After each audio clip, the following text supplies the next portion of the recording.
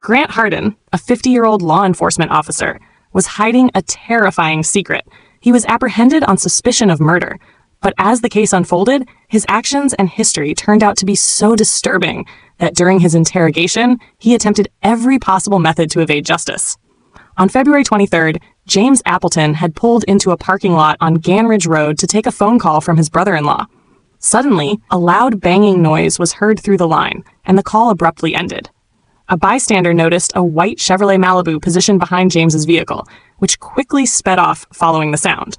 When the witness checked on James, he was found lifeless at the wheel, killed by a gunshot to the head. Gateway, Arkansas, a close-knit town of 400 residents, made it easy to trace the Malibu back to Grant Hardin, a 50-year-old police officer who had spent his entire life in the community. That evening, after dining out with his family, Grant's vehicle was intercepted at a police checkpoint, and he was promptly brought in for interrogation.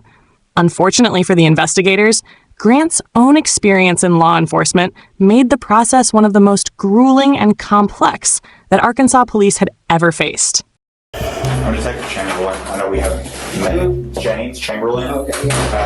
I know. Did you used to be a police officer somewhere? Or I recognized you, but I wasn't 100% sure where I knew you from. But somebody said that you used to be a police officer at Gateway or something like that. Okay. The interrogation starts off informally as Detective Chamberlain begins by asking about Grant's time in the force.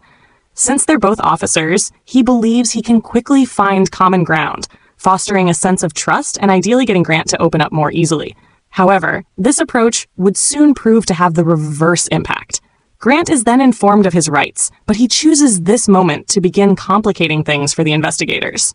Here's the thing. I want to talk to you about what you've done today, okay? Can you just take me through when you woke up this morning to when you got stopped by the police out there in, what's the name of that road that you're on? I'm sorry, I'm going to drop. Ganridge? I'm not going to say anything after I've been read those rights yet. Okay. Well, I don't know what's going on. I am kind of sickly to what I'm here for and things. Up to this moment, Grant hasn't been informed about the reason for his detainment and mentions that he's feeling unwell, considering the situation he's been placed in. Based on his unsettling body language, he might also be feeling vulnerable and somewhat diminished, as he finds himself in the position of a suspect rather than an investigator for the first time in his life. So you don't want to explain what you've done today? Did you? Is there a reason behind that? What was the first thing said? I have the right to remain silent. Okay. So you're telling me that you don't want to talk to me right now? Okay, cool. Hang tight right here for just a few minutes, okay?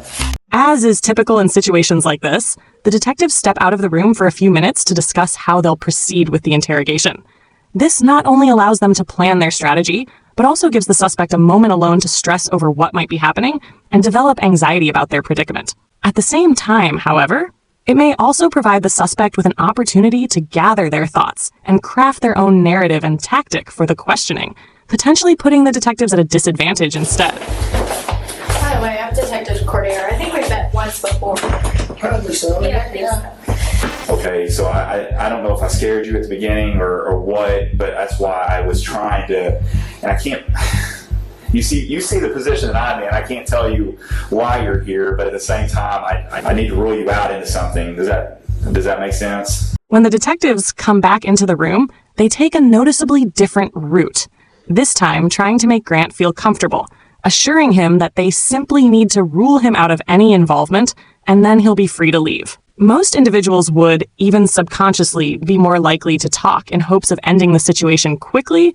but Grant has a different plan in mind. Would you be willing to talk to me about your day, knowing that I need to rule you out of something, or like I'm just, if you didn't do anything wrong today, you have nothing to worry about? Yes, I would have liked to, but before the rights were read. So okay. Not knowing what's going on. Yeah, and you understand as a detective, we read those rights to everybody who comes in here. It's not just you. It happens to everybody that walks through this room and talks to us. Being a former police officer, Grant is completely familiar with all of this.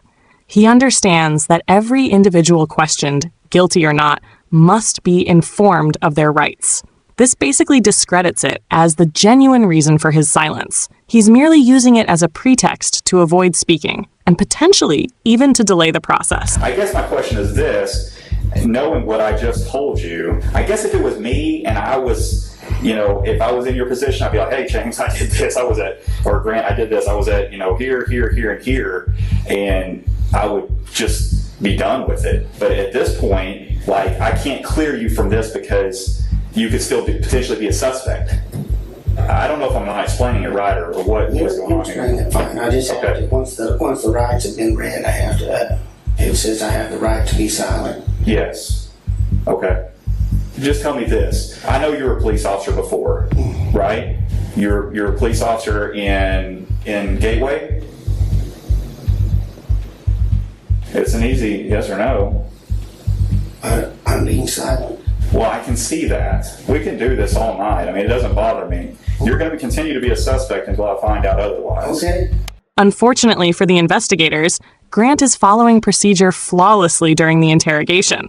His refusal to speak significantly stalls the case overall and entirely stops the detectives from advancing, all while remaining completely lawful. This is why Detective Chamberlain begins to look noticeably frustrated and opts to step away from the questioning, as allowing emotions to take over in an investigation like this can be highly risky for the officers. However, once again, this moment of solitude can also provide the suspect with time to devise a strategy.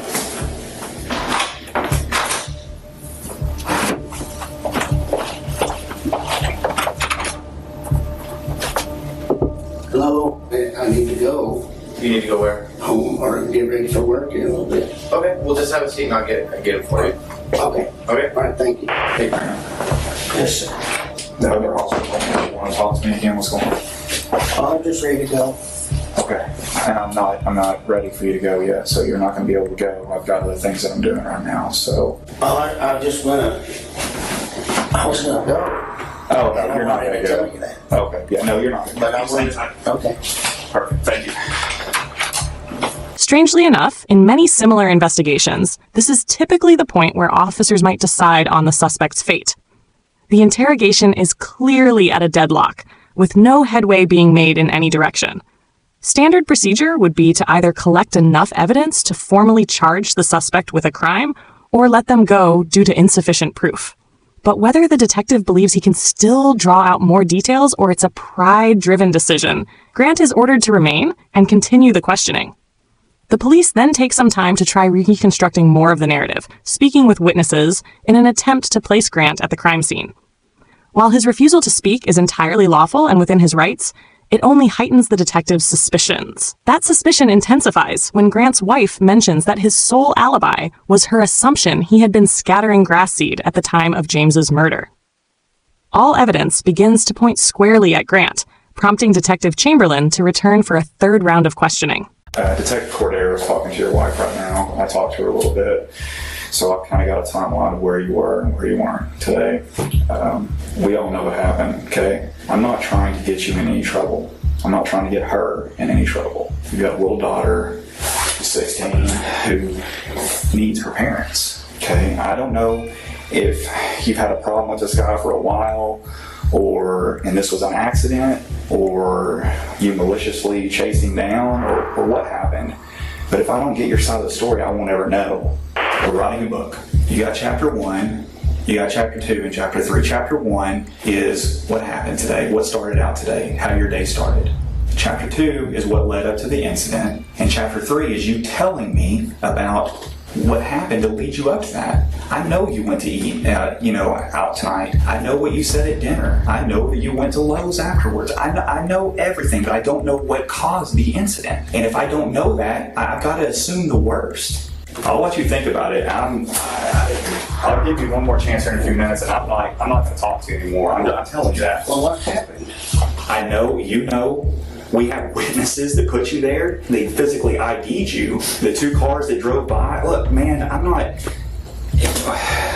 just want to know why it happened. I'm going to sleep good tonight regardless. I don't think you will. At the moment of the murder, when the 2 vehicles were parked beside each other, the man in the white Chevrolet waved to the passerby just before the shot was fired.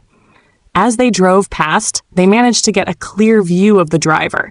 And unfortunately for Grant, it was Andrew Tillman, another local resident who had known him since childhood and was therefore able to positively identify him at the scene the moment the gun was discharged. Both Grant and Chamberlain now fully understand what transpired with James, but Grant is also aware that his only hope of avoiding conviction is to continue staying quiet and hope they fail to secure the necessary evidence. The investigators are now left scrambling for any method that might prompt a breakthrough with Grant, beginning by letting him see his wife and daughter in hopes that it might stir an emotional response and encourage him to open up. Your wife's about to leave. She wanted to give you a hug before she left. Are you good with that? Me too. Okay. All right, I'll be back in a few minutes. Thank you. Sadly, even this tactic fails, so Detective Cordiero decides to go back in alone, this time adopting a gentler and more compassionate tone in a renewed effort to establish rapport with Grant. It's common for male suspects to subconsciously feel a stronger connection with female officers, often perceiving them as less intimidating and more empathetic. In truth, this marks the final strategy the detectives have left. All right. Get ready to think about laying down up on that desk, but it looks awful hard. Yeah, I don't know if you'll be any more comfortable up there than what you are now. Can you help me understand how we got to this point? I don't know. I don't know. Man, I remember being on patrol and running into you one night. Help me out on a call, back me up. Oh, It was way back in, I guess almost 3 years now. well, Two, Yeah, probably something so. like that. Yeah, something like that. you guys are always good to help us, help me too. Yeah, absolutely. Brad, you were always right there, man. Cordiero begins by sharing an anecdote about how Grant seemingly supported her on a case 3 years ago, even though he doesn't quite recall it. This plants the idea in his mind that Cordiero might be more understanding and cooperative toward him, having benefited from his help in the past. It also opens the door for them to continue reflecting on their days in the force and the colleagues they've worked with, further reinforcing the subtle connection Grant is aiming to build. I just don't understand how we got to this point. Yeah, me neither. If you're willing to talk, tell I'm me. just ready to go to bed. I don't blame you. Me too. Me too. And we could do that. You just talk to me. Well, I just have to, since you read those rights, I have to do the right. Well, what's the difference? You know the difference. Regardless of something happened or not, and if it did, if it was an accident, well, tell me. Like, let me help me help you. Like, I want to know what I can do or what happened today to be able to explain it later. I don't know what happened today. I just need to. You know, people are gonna have questions. Your family. Well, I have questions. Well, exactly. So why can't we figure this out together? Cordero is intentionally using inclusive phrases like, "We'll figure this out together." This, along with her welcoming and expressive body language, are both strategies she's employing to help Grant feel more at ease and like he's contributing to the solution rather than being seen as the issue. She's also going out of her way to be kind to Grant, hoping that he might eventually open up to her, or at the very least, offer her a way in. We can start from the very beginning. I mean, I know you probably slept in because you work nights. I work nights. Trust me, I worked nights for almost 4 years. I understand how that sleep schedule is. yeah, sleep's all So, messed up. did you sleep in today? Yeah, I bet you did. You could have got to work tonight, huh? Yeah, Yeah. What time did you get up? noonish. Around noon. That's usually what time I got up too. Did you watch anything good on TV? Usually that's what I do. I'd eat and watch TV. I'll woke myself up a little bit. Anything good? Same old stuff Oh yeah? on TV. You watch the same episodes? Or like, do you have a specific TV show you would wake up and watch? Well, we watched, my wife always has it on I can't remember what channel it's called, right now, TV Land. Oh, okay. I haven't really watched any of that. I couldn't even tell you what it was about. Is your wife like that? Oh, well, I think she'd better watch other stuff, but Yeah. It might not be directly related to the case, but at last, Grant is speaking, and Cordero has found her opening. If she can maintain the momentum of this conversation, she may gradually be able to draw out details from him, possibly without his awareness. Discussing specifics like TV programs and sleep habits could potentially catch him in a falsehood and help place him at certain locations during specific times. Most importantly, though, she's establishing a rapport with him and encouraging him to keep talking, which raises the likelihood that he either slips up or chooses to cooperate with the investigators. But as expected, the moment Cordero shifted the topic back to the case, he shut down again, declining to respond further and falling back into silence. I think you have a lot to live for. Beautiful family, who I've had the privilege of talking to. The way I look at it is you're a man. Men face their mistakes and they own up to them. And they figure out what happened and figure out how to solve it and move on. Like I said, I'm honestly here to help you. I want you to understand that. I wouldn't spend my time in here with you if I didn't. And that something happened today that needs to be explained. Did you make a mistake today? Even after bringing up his family, Grant remains unmoved once again, understanding that his best shot at getting off the hook is to stay silent and hope nothing incriminating turns up. I like you. I like this fella that was a detective here. And I know y'all don't care about any of that and stuff. And I just don't know how to. I haven't had this happen before. Being brought in and interrogated for something. So I know you don't care, but I just don't know how to be silent. Sitting over here looking like a jerk. No, you're not. Honestly, you are far from that. You're very polite. Don't you know why you're here? I appreciate you guys, and I'm just gonna get a lawyer. Yeah, it's up to you. But You can either- obviously something's going on, and I need one. I just want to hear your side of it. I want to get a lawyer. After hours of nearly fruitless back and forth, Grant finally requests an attorney, meaning the detectives are no longer allowed to question him, bringing the interrogation to a close. But this is far from where the story wraps up. Between this interview and the eventual court trial, Grant and his legal counsel both came to understand there was virtually no chance he'd walk away unpunished.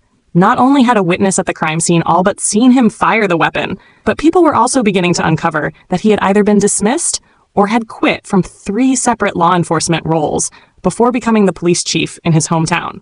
So, on October 16th, 2017, he entered a guilty plea to first-degree murder, but still refused to disclose his reasoning, leaving every member of James Appleton's family without closure, even to this day. However, during Grant's prosecution, a disturbing revelation surfaced that transformed him from a murderer into a soulless monster. As his DNA was processed, officials discovered it was already in the database under an unidentified name linked to a crime committed nearly 2 decades earlier. In November 1997, a teacher at Frank Tillery Elementary School went into the staff restroom only to be confronted by a man wielding a firearm who forced her into a stall. The man then assaulted her and fled, carefully avoiding contact with surfaces to prevent leaving evidence, except for the DNA he left on her clothing.